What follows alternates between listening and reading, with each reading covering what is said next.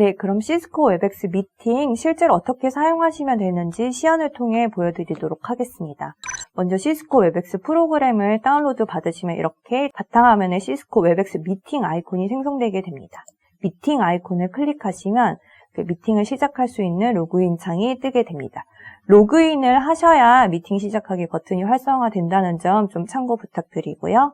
그러면 미팅을 시작하기 전에 나의 개인 룸번호가 어떻게 되는지 확인을 해보도록 하겠습니다.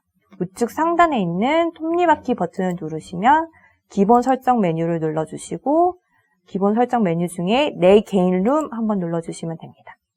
보시면 가운데에 개인 룸번호 9자리를 확인하실 수 있습니다. 이 9자리는 교수님의 계정당 할당되는 고유한 룸번호이기 때문에 미팅 시작하기 버튼을 통해 미팅룸을 여시면 항상 같은 번호, 이 9자리 번호로 미팅룸이 생성되게 됩니다. 따라서 그 강의를 시작하시기 전에 학생들에게 강의 시간과 이 개인 룸번호 9자리를 공지를 해주셔야 학생들이 이 룸번호를 통해서 미팅에 참여할 수가 있습니다. 그런데 만약에 여러 강의를 진행하시는 교수님들께서 강의마다 미팅룸 번호를 조금 다르게 가져가고 싶다고 하신다면 예약 기능을 사용해서 미팅룸을 예약하실 수가 있습니다.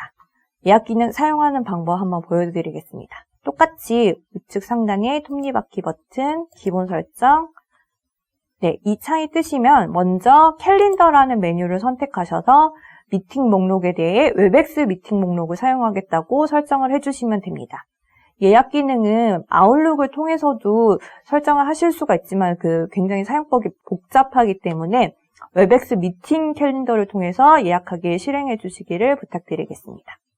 이렇게 설정을 마치셨으면 다시 내 개인 룸 하단에 있는 웹엑스 사이트에서 내 개인 룸 편집이라는 링크를 누르시면 됩니다. 그럼 이렇게 새롭게 웹페이지가 열리게 될 텐데요. 좌측 메뉴 중에 미팅이라는 메뉴를 클릭하시면 예약을 할 수 있는 버튼이 이렇게 생성되게 됩니다. 예약 버튼을 눌러주시고 해당 강의에 대해서 예약을 해주시면 됩니다. 저는 일반 화학이라는 강의명으로 한번 예약을 해보도록 하겠습니다. 미팅 주제란에 진행하시는 강의명을 입력을 해주시고요. 미팅룸에 대한 비밀번호를 설정을 해주시면 됩니다.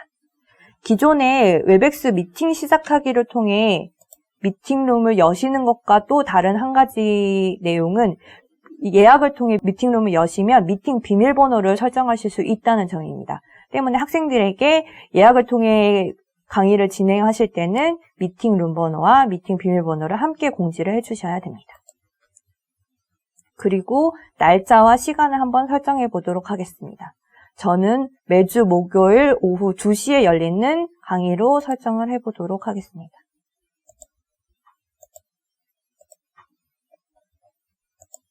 오후 2시부터 3시까지 1시간 동안 진행되는 강의라고 가정을 해보고 진행을 하겠습니다. 여기서 반복 버튼을 눌러주시고 반복되는 요일에 대해서 체크를 해주시면 됩니다. 만약에 반복 기능을 사용하지 않으면 2주가 지나고 다음 주에 대한 강의는 또 새롭게 예약을 해주셔야 되고 그때는 미팅 번호가 또 다르게 생성이 되기 때문에 한 학기 동안 계속해서 지속되는 강의라고 하신다면 이 반복 기능을 사용하셔서 예약을 하실 것을 권장드리겠습니다. 이렇게 날짜와 시간 설정을 마치셨으면 예약 버튼을 눌러주시면 됩니다. 그럼 이렇게 예약이 된 내용을 확인하실 수가 있습니다. 일반 화학이라는 강의명으로 오후 2시부터 3시 매주 목요일에 진행되는 강의가 예약이 된 것을 확인하실 수 있습니다. 하단에 보시면은 미팅 번호와 비밀번호를 확인하실 수 있는데요. 이 예약 기능을 통해 생성된 미팅 번호는 기존에 내가 가지고 있던 고유한 미팅룸 번호와는 다르다는 점을 확인하실 수 있으실 겁니다. 그래서 이렇게 예약 기능을 통해서 강의마다 미팅룸 번호를 다르게 가져가실 수도 있습니다. 예약 기능을 통해서 미팅룸을 열어주실 때는 학생들에게 이 새롭게 생성된 미팅 번호와 함께 비밀번호를 함께 공지해 주셔야 된다는 점 다시 한번 참고 부탁드리겠습니다. 그럼 예약 내용이 어떻게 확인되는지 한번 보도록 하겠습니다. 클라이언트 창에 예약된 미팅 리스트를 확인하실 수가 있는데요. 이렇게 제가 좀 전에 예약했던 내용이 4월 2일 오후 2시부터 3시까지 일반 화학에 대한 강의가 예약됐다는 걸 보실 수 있고 또 다음 주 강의 내역도 보실 수가 있습니다.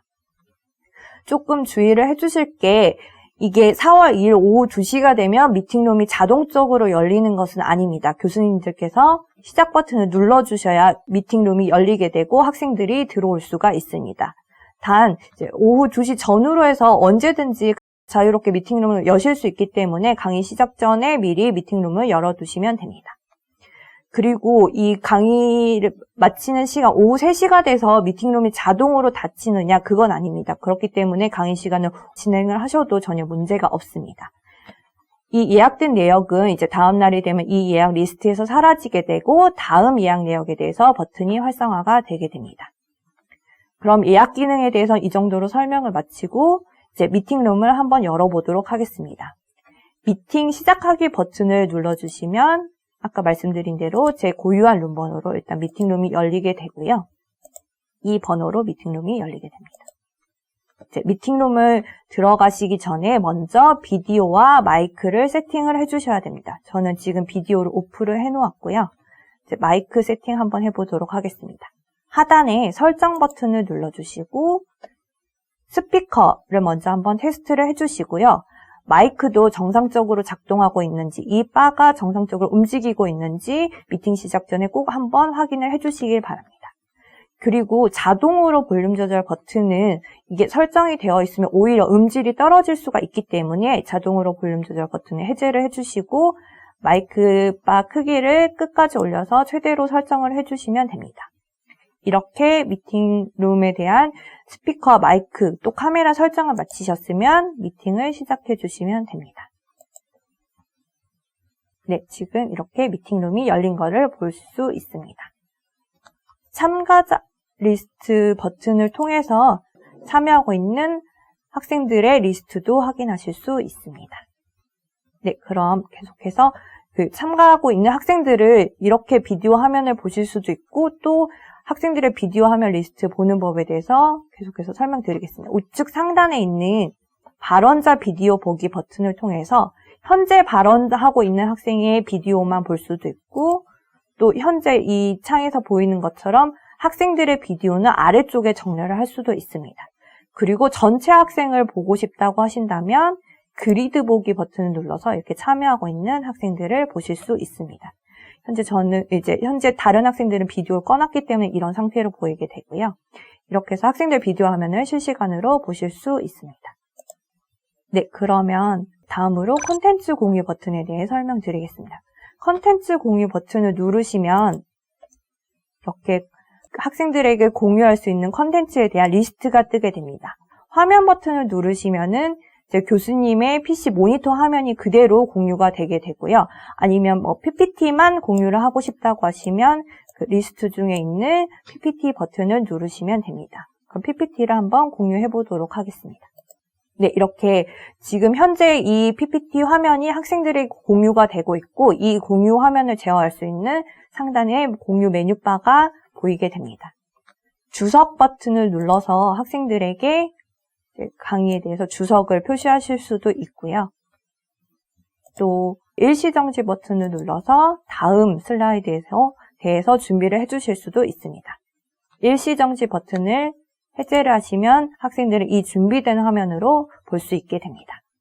공유를 마치시려면 여기 상단에 있는 공유 중지 버튼을 눌러주시면 됩니다. 그러면 동영상을 공유하는 법에 대해 한번 보여드리겠습니다. 앞서 프레젠테이션에서 설명된 것처럼 동영상을 공유하실 때는 텍스트 및 이미지에 대해 최적화가 아닌 동작 및 비디오에 대해 최적화를 선택을 하셔야 프레임이 끊기지 않고 동영상의 소리까지 학생들에게 함께 공유가 되게 됩니다. 만약 동영상을 공유하고 계시는데 이 설정이 텍스트 및 이미지에 대해 최적화로 설정이 되어 있다면 학생들에게는 동영상 소리가 공유되지 않으니 동영상을 공유하실 때는 반드시 동작 및 비디오에 대해 최적화 컴퓨터 오디오 공유 체크를 해주시길 부탁드리겠습니다. PC에 다운받아 놓은 동영상 파일이라던가 웹브라우저를 통해 유튜브 등의 동영상을 공유하실 때도 마찬가지입니다. 그럼 동영상을 한번 공유를 해보도록 하겠습니다. 저는 지금 PC에 저장한 동영상을 한번 공유해 보도록 하겠습니다. 네, 지금 진행되고 있는 동영상이 끊김없이 소리까지 학생들에게 동영상 공유가 되고 있습니다. 네, 이제 공유를 마치고 녹화 버튼에 대해 설명을 드리겠습니다. 하단에 있는 녹화 버튼을 눌러주시면 클라우드에서 녹화, 내 컴퓨터에서 녹화를 선택하실 수 있는데 꼭 클라우드에서 녹화를 선택해 주시기를 당부드리겠습니다. 이 녹화 파일 자체가 미팅 중에 생성이 되고 있다기보다 미팅 종료한 시점부터 이제 파일이 생성이 되기 때문에 내 컴퓨터에서 녹화를 선택하시면 녹화 파일 생성이 완료될 때까지 컴퓨터를 끄시면 안 됩니다. 따라서 그 클라우드에서 녹화를 반드시 설정을 해주시길 부탁드리겠습니다. 클라우드에서 녹화 설정을 마치셨으면 녹화 버튼을 눌러주시고 그럼 이렇게 녹화가 진행되고 있는 것을 보실 수가 있습니다. 우측 상단의 창에도 녹화가 진행되고 있다는 이 빨간색 표시가 뜨게 됩니다. 만약에 강의 시간이 길어서 중간에 쉬는 시간을 가지게 되신다면 여기 녹화 진행 중에 일시정지 버튼을 누르시고 쉬는 시간을 가지시면 됩니다. 일시정지 버튼을 통해서 이제 쉬는 시간에 대해서 녹화를 멈춰주셨다면은 그 쉬는 시간을 가지는 시간 동안에 내용은 편집이 된 하나의 녹화 파일이 생성이 되게 됩니다. 그리고 쉬는 시간 마치셨으면 이렇게 재시작을 눌러주셔서 녹화를 계속해서 진행해 주시면 됩니다. 만약에 강의를 1교시, 2교시 두 개의 녹화본으로 남기고 싶다고 하시면은 일시정지 버튼이 아닌 중지 버튼을 누르셔서 녹화를 중지를 해주시면 됩니다. 1교시가 끝나고 중지 버튼을 누르시고 다시 쉬는 시간이 지나고 2교시를 시작하실 때 녹화 계속하기 버튼을 눌러주시면 이 녹화 파일은 1교시, 2교시 두 개의 파일로 생성되게 됩니다. 네, 다음은 참가자 리스트 화면 보여드리겠습니다. 미리 눌러놓은 참가자 리스트 화면 이렇게 보실 수가 있는데요. 학생들에게 기본적으로 마이크는 오프를 하고 입장을 하라고 안내를 하였지만 간혹 학생들 중에는 마이크를 켜고 들어오는 학생이 있을 수 있기 때문에 참가자에 대해서는 미리 이제 소리 설정을 해주시는 것이 좋은데요. 여기 상단에 참가자 메뉴 버튼 중 참여 시 자동 음소거 버튼을 눌러주시면 학생들은 미팅룸에 입장할 때 자동적으로 마이크가 꺼진 상태로 입장이 되게 됩니다. 그리고 학생들이 들어올 때야 나갈 때 발신음이 들리게 되면 이제 강의 진행이 원활하지 않을 수 있기 때문에 이 들어올 때야 나갈 때 발신음 버튼을 해제를 해주시기 바랍니다. 현재 이 참가자 리스트에서 이 미팅에 참여한 학생들의 리스트를 보실 수가 있고요. 학생들이 손을 든 내용도 여기서 확인을 하실 수가 있습니다. 네, 이렇게 학생이 손든 것을 보실 수가 있습니다. 다음은 채팅 기능에 대해서 설명드리겠습니다. 채팅 버튼을 눌러주시면 학생들에게 자유롭게 채팅을 하실 수가 있습니다.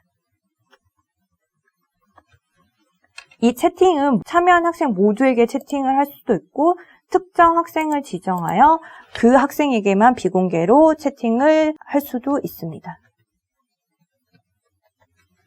네, 이렇게 비공개로 한 학생에게만 채팅이 가게 됩니다.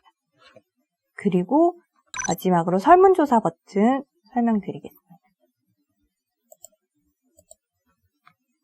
네, 우측에 있는 추가 옵션 버튼을 눌러서 설문조사를 클릭하시면 네, 강의 중에 설문조사를 진행을 하실 수 있습니다.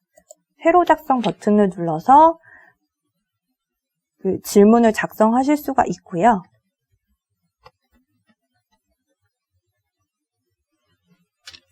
다음 응답 추가 버튼을 눌러서 보기를 적으실 수 있습니다. 이런 식으로 설문조사를 작성을 하실 수 있는데 강의 도중에 설문조사를 작성을 하시게 되면 강의 흐름이 끊길 수가 있기 때문에 저는 미리 사전에 작성해 놓은 설문조사 파일을 불러오도록 하겠습니다. 열기 버튼을 눌러주시고 바탕화면에 있는 설문조사 예시 파일을 한번 불러오도록 하겠습니다.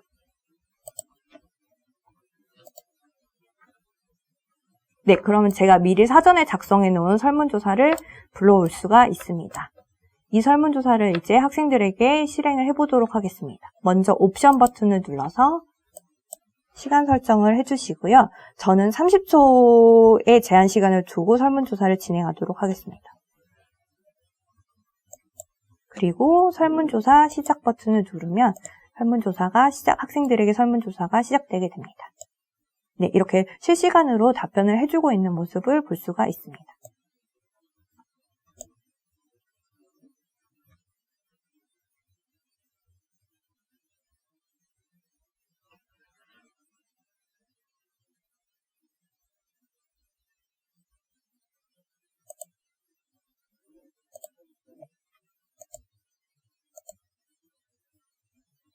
네, 이렇게 설문조사 시간이 끝나면은 설문조사 결과를 학생들과 함께 공유를 하실 수도 있고 또 결과를 텍스트 파일로도 저장을 하실 수가 있습니다.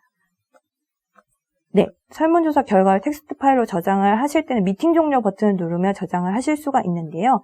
이제 간단한 기능에 대한 설명 마쳤으니 미팅을 한번 종료를 해보도록 하겠습니다. 네, 미팅 종료 버튼을 누르시게 되면 이렇게 미팅 파일을 저장할 수 있는 메뉴가 활성화가 되게 됩니다. 선택을 하시면 설문조사했던 질문, 설문조사 결과, 또 채팅한 내역에 대해서 저장을 할 수가 있습니다. 저장을 해보도록 하겠습니다. 그럼 이렇게 설문조사한 내용들, 또 채팅 내용들이 저장이 된 것을 확인하실 수 있습니다.